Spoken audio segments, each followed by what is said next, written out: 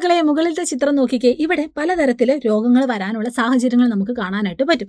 നോക്കുവാണെങ്കിൽ നമുക്കറിയാം, ഇവിടെ ഫുഡ് ഐറ്റംസ് ഒക്കെ തുറന്നു വെച്ചിരിക്കുകയാണ്. ഒരു കുട്ടി ഇതാ ടവലൊന്നും യൂസ് ചെയ്യാതെ തുമ്മുവാണ്. അതായത് വായുവിലൂടെയും അതുപോലെ തന്നെ മറ്റ് പല തരത്തിലുള്ള ജീവികളിലൂടെയും നമ്മുടെ ശരീരത്തിലേക്ക് രോഗകാരികൾ വരാനും അങ്ങനെ നമുക്ക് രോഗം വരാനുള്ള ചാൻസ് നമുക്ക് ഇവിടെ നിന്ന് കാണാനായിട്ട് പറ്റും. അപ്പോൾ എങ്ങനെയെല്ലാമാണ് സൂക്ഷ്മജീവികൾ, അതായത് ഈ പറയുന്ന വൈറസ് ആയിക്കൊള്ളട്ടെ, ബാക്ടീരിയ ആയിക്കൊള്ളട്ടെ, ഫംഗസ് ആയിക്കൊള്ളട്ടെ, അതുപോലുള്ള സൂക്ഷ്മജീവികൾ നമ്മുടെ ശരീരത്തിലേക്ക് പ്രവേശിക്കുന്നത്, അവ മൂലമുണ്ടാവുന്ന രോഗങ്ങൾ ഏതൊക്കെയാണ് എന്ന് നമുക്ക് നോക്കാം. മെയിനായിട്ട് 2 രീതിയിലാണ് നമ്മൾ തരംതിരിച്ചിരിക്കുന്നത്. ഒന്ന്, രോഗാണുവാഹകരിൽ നിന്നല്ലാതെ എങ്ങനെയാണ് രോഗമുണ്ടാവുന്നത്. 2, രോഗാണുവാഹകരിൽ നിന്ന് എങ്ങനെയാണ് രോഗം ഉണ്ടാവുന്നത്. അപ്പം നമുക്ക് ആദ്യം രോഗാണുവാഹകരിൽ നിന്നല്ലാതെ എങ്ങനെയാണെന്ന് നോക്കാം. അതായത് വെക്ടേഴ്സിൻ്റെ സഹായമില്ലാതെ എങ്ങനെയാണെന്ന് നോക്കാം. മണ്ണിലൂടെ വിരശല്യം ഒരു ഉദാഹരണമാണ്. വായുവിലൂടെ ക്ഷയം, ചിക്കൻ ബോക്സ്, ഇതൊക്കെ വായുവിലൂടെ പകരുന്ന രോഗമാണ്. ജലവും ഭക്ഷണവും വഴി ടൈഫോയിഡ്, മഞ്ഞപ്പിത്തം, ഇതൊക്കെ ജലത്തിലൂടെയൊക്കെ പകരുന്ന രോഗമാണ്.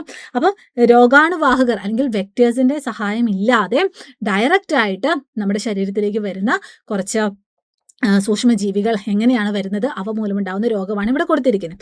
ഇനി രോഗാണുവാഹകരിൽ നിന്ന് അവ ഏതൊക്കെയാണ്? രോഗാണുവാഹകർ എന്ന് പറഞ്ഞാൽ കൊതുക് മൂലമുണ്ടാകുന്ന രോഗമാണ് ഡെങ്കിപ്പനി, മലേറിയ, ചിക്കൻ ഗുനിയ. അതുപോലെ തന്നെ ഈച്ച, കോളറ, അതിസാരം, ഇതൊക്കെ ഈച്ച മൂലമുണ്ടാകുന്നതാണ്. ഇനി മനുഷ്യൻ മൂലമുണ്ടാകുന്ന രോഗമാണ് കുഷ്ഠം. അതേപോലെ പക്ഷികൾ മൂലമുണ്ടാകുന്നതാണ് പക്ഷിപ്പനി. അപ്പം നമ്മുടെ ശരീരത്തിലേക്ക് എങ്ങനെയാണ് രോഗത്തിന് കാരണമാവുന്ന സൂക്ഷ്മജീവികൾ പ്രവേശിക്കുന്നത്, അവ മൂലമുണ്ടാകുന്ന രോഗങ്ങൾ ഏതൊക്കെയാണ് എന്നാണ് ഇവിടെ കൊടുത്തിരിക്കുന്നത്. അപ്പോൾ ഈ ഒരു ചിത്രീകരണം നിങ്ങൾക്ക് സഹായിക്കും. നിങ്ങളുടെ ടെക്സ്റ്റ് ബുക്കിലുള്ളതാണ്. ഇത് നിങ്ങൾ നോട്ട് ചെയ്യുക, നിങ്ങളുടെ നോട്ട്ബുക്കിൽ അടയാളപ്പെടുത്തുക കേട്ടോ. അപ്പോൾ ഇതുപോലുള്ള ഇൻട്രസ്റ്റിംഗ് ആയിട്ടുള്ള കാര്യങ്ങളായിട്ട് വീണ്ടും കാണാം. ബൈ.